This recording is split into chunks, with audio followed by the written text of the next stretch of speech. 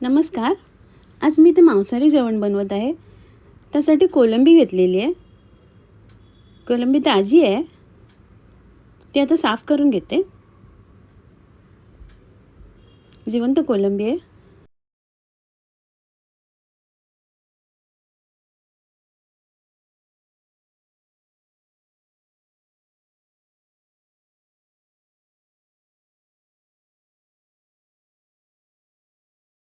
अशा प्रकारे सर्व कोलंबी साफ करून घेते मी.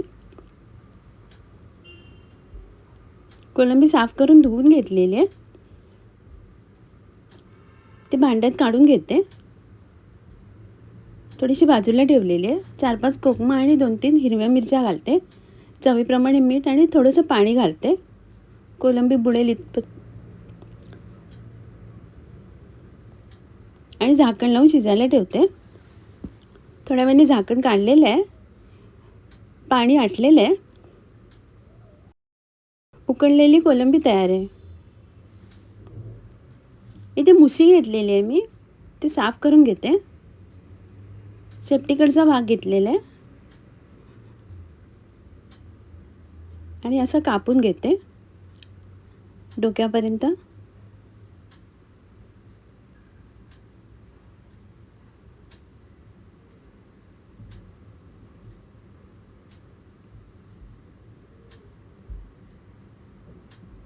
दोन्ही बाजूने आता साल काढून घेते.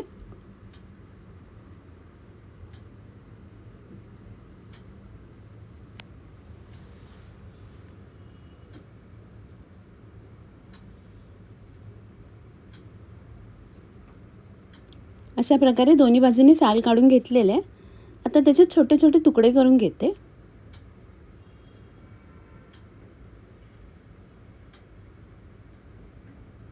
अशा प्रकारे छोटे तुकडे करून स्वच्छ धुवून घेतलेले आहेत.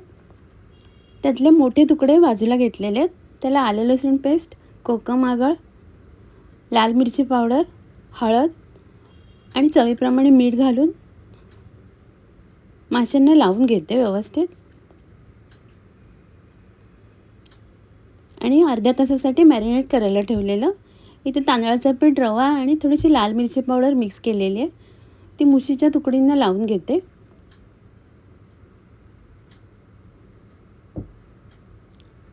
आता तव्यावर तेल गरम करायला ठेवलेले. त्यात मुशीचे तुकडे फ्राय करायला ठेवते.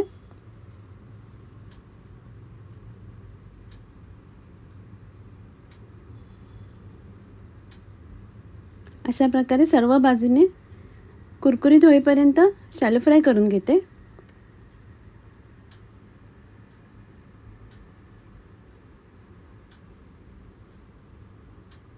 मुशी फ्राय करून झालेली आहे. आता मी काढून घेते. इथे कैरी घेतलेली आहे. साल काढून छोटे तुकडे करून घेतले. मीठ लावून बाजूला ठेवते. कढीला लागणारं वाटप काढून घेते. खोबरं, सुक्या मिरच्या, धणे, कांदा, चिंच, हळद आणि 2 बेडगी मिरची घालते आणि ग्राइंडरवर बारीक पेस्ट करून घेते.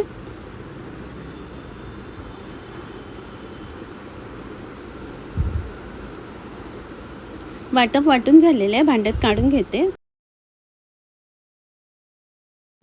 इथे वाटप भांड्यात काढून घेतलेलं आहे. त्यात बारीक चिरलेला कांदा, हिरवी मिरची आणि मीठ लावून धुवून ठेवलेली कैरी घालते आणि वाटपाला उकळी काढून घेते. वाटपाला उकळी आलेली आहे. तर साफ करून धुवून ठेवलेली कोलंबी घालते. मिक्स करून घेते आणि कोलंबी शिजेपर्यंत उकळी काढून घेते. चवीप्रमाणे मीठ घातलेले आहे. कोलंबी शिजलेली आहे. कोलंबीची कढी तयार आहे. इथे कढईत सुकं खोबरं घेतलेलं आहे अर्धा वाटी. ते भाजून घेते. थोडंसं लालसर झाल्यावर काढून घेते.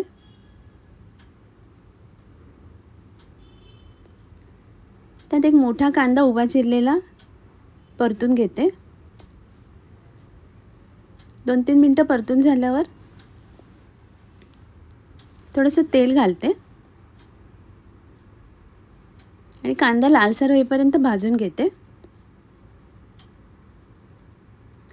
कांदा लालसर झाल्यावर पुन्हा एकदा परतून ठेवलेले खोबऱ्याचे तुकडे, आलं लसूण घालते आणि 2-3 मिनटं परतून घेते.